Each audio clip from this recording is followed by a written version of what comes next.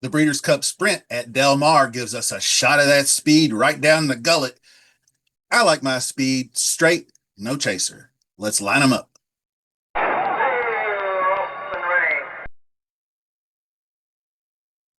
Hello, welcome to Billy Ho's Sports. Continuing the preview coverage of the Breeders' Cup, we're going to go with the Breeders' Cup Sprint today. Absolutely loaded with high octane fuel for a fast and furious race coming up. We're going to go over potential contenders, update any new developments, things of that nature. And first off, the biggest disappointment of the whole thing is trainer Derek Ryan announced recently that his super sprinter, awesome Bookham Dano will skip the Breeders' Cup this year. Kind of in a protest, he took issue with the suspension they had against his jockey Paco Lopez, who's obviously been the regular jockey of Bookham Dano's career. So he's really kind of throwing up the flag on that one. But other than that, there's not really his skipping the race opens things up. Why it's kind of a wide open race. We'll start with the defending champion, obviously straight, no chaser. Debuted in the Mid East in 2025, won that first race, Riyadh Sprint at the King Abdulaziz, but he flopped in the Golden Shaheen, which was kind of the bigger, more important race. And he came out a little bit lame. And I'll have some words on Dan Blacker and how he handles his horses a little bit later. So stick around for that. But Dan Blacker did face a little controversy. They thought maybe he knew ahead of time the horse was lame, but he came out post race with that lame left leg, given a long layoff. He didn't return to the track until Santa Anita Sprint Championship on September 28th, where Umberto Rispoli, he tried to go wire to wire, but San Antonio, at Santa Anita, the speed doesn't always carry that way. So he was caught passed up by both the winner Imagination and the runner up Dr. Venkman. So interesting there.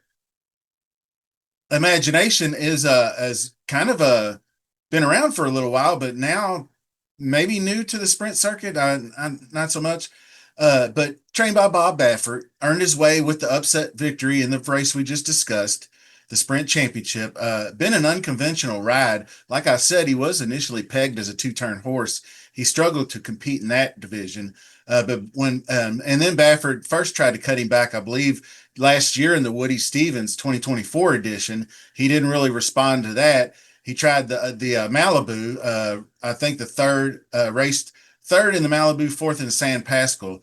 Sent back to the training grounds after the disappointing fourth in the San Pascal to work on that speed. So that was several months, 8 months, something like that. But Baffert seems to have the colt primed and dressed for a hot pace where he could rally up in the stretch drive. So that's kind of how Imagination does it. He's kind of a presser to slash stalker in that aspect. So good looking horse coming in. We'll see. So anyway, don't forget about this. Fun subscriber contests, giveaways, whatever you want to call them. I usually it's called split the pot. I'm trying to think of a few different ways to earn that 10, or maybe we'll do some smaller, we'll double it up and make a bunch of $10 bets or something like that. Or I was actually thinking, leaving the comments, maybe a $10 or some kind of prize bet on a Kentucky future wager that we could place on your behalf that we split the pot. So those are all things. Leave a comment below. Tell me how you feel about that. And let's get on with it with Ben Tornato. And just a really gutsy performance in the 2024 Breeders' Cup Sprint, tracking the leaders. And when it was time to fire, he took the lead, fought valiantly, but of course, straight no chaser got him at the wire. So the connections held him back for much of the 2025 season. Then they obviously needed at least one prep to get him ready. I liked that they shipped him up to Churchill Downs for the Louisville Thoroughbred Stakes. It was a solid field of 8, and he did his thing. I mean, he tracked the leaders. Of course, Skelly set him up perfectly, who got loose on the lead by like 3 or 4 lengths. And then in true Skelly fashion, he folded like a cheap suit in a stretch. So Ben Tornado blew by him and cleared the field to win by 5 lengths It was an impressive showing of speed for just your first. A lot of times they say he needed one, but he certainly didn't. He had it already, so he was in. So that could be a reason why that they've been training off and on all year and not racing him. Is he just looks so good that they don't want to take a chance on screwing him up. So Nisos, obviously another one mentioned.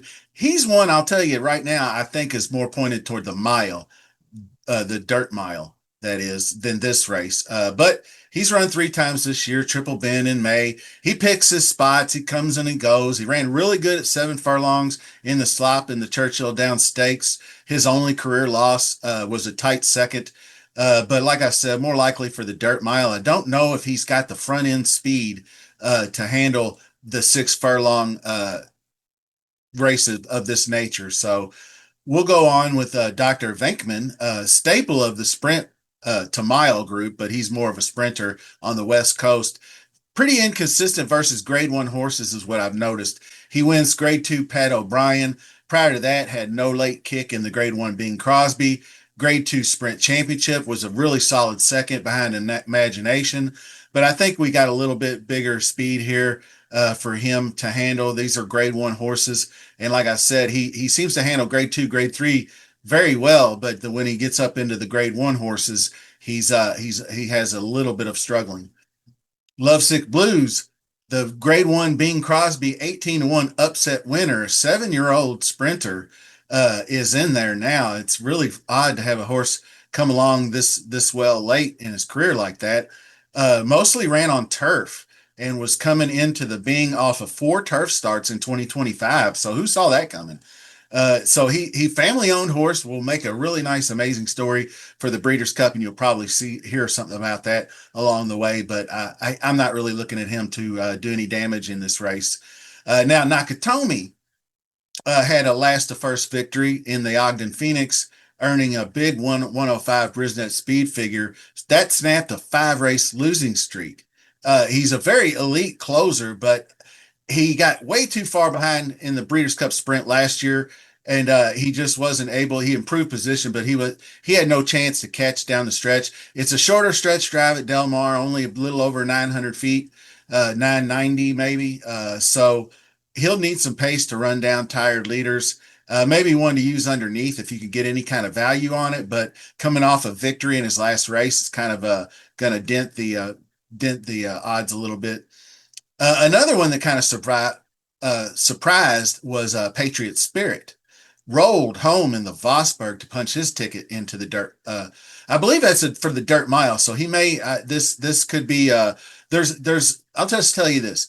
There's several horses that are pointing toward the sprint and the mile. So trainer Mike Campbell, very meager, stable, old school guy, brought this one along nicely. He should like the Del Mar track, capable of great early speed. So I think if he did go ahead and enter this race with the defection of Bookham Dano, gives him just as good a shot as anybody else. So the speed was unlocked by Javier Castellano in the Vosburg. So we'll take a look at that one down the line. And also another one, Captain Cook coming across. He was one I didn't really consider for the sprint, but his early speed has been undeniable. They entered him in the Allen Jerkins, which is 7 furlongs, and he was really overlooked at 20-1 after he kind of disappointed me personally and more in the Maxfield at Churchill Downs previously a few months ago. But he got into this one, pressed the pace. He hit the stretch and took over the lead. Went down mid stretch, but he was ultimately run down by Patch Adams. 7 furlongs might just be his undoing. Cutting back to 6, though, if he's got any improved speed from over the summer, he could be maybe an interesting horse in the 6 furlong race. But there are ins and outs. I don't obviously know all of them, but there are some Breeders' Cup Challenge winners from across the pond that maybe we need to get to know a little bit. Dark Saffron pulled the monster wire to wire upset at 65-1 in the Golden Shaheen in the Mid East earlier this year. Obviously, no indication that was coming, other than it was the horse's home track. He caught lightning in a bottle. Now there was another one called Tarids won his way through Korea, but I don't see either one of these. having a big chance. One that I might have a little interest in some long shot categories is Durante. Possible if he goes. He did secure 4 points for the runner-up in the Ogden Phoenix. So if they go by the point system, he's in the mix, and it depends on because not all the Breeders' Cup Challenge winners actually go. So we'll see what happens with that. But he was beaten. He had the lead in the mid stretch, but he was caught by Nakatomi late. But the fact that he was uh, performing that well, and the Aristides earlier this year at Churchill Downs, he had a great performance could be eh, we'll see. I actually when I remember this now, looking at his speed is regressing, so it might not be the best spot for him. But anyway, there are several others with points to qualify, but they don't strike me as legit entries. Booth was one that was talked about over the summer, but he hasn't been on the track to work out since July, so he's not going. Barnes, yet another disappointed in the disappointing effort in the Gallup Bob as odds-on favorite. Doesn't seem logical that he's got a spot anywhere. He can't sprint, he can't go the mile, he can't go a route. I mean, I don't know where do you stick the guy? $3 million is a hell of a tax write off, I guess. But anyway, others like Roll On Big Joe, we were rooting for over the summertime. He recently worked in Lexington, but I don't know. He might just be going to Churchill for one of their races in the fall. So we'll see. First of all, I'm rooting against Dan Blacker because I don't like the way he breaks the rules. I remember going back years, like I mentioned earlier in the race, he sent, I don't know, he probably didn't purposely send over a lame horse, but maybe the vets didn't check out the horse good enough before the race. I don't know, but he's had hundreds and hundreds and hundreds of violations where he finally got suspended for not having his horses looked at by veterinarians before workouts. You're supposed to have before each scheduled workout, you're supposed to have a vet check over the horse to make sure he's okay. Well, he was just blowing that off, just adding up, adding up. I just pay the fine. I just pay the fine. I pay the fine. Oh, after 587 violations, I get a 90-day suspension. Okay.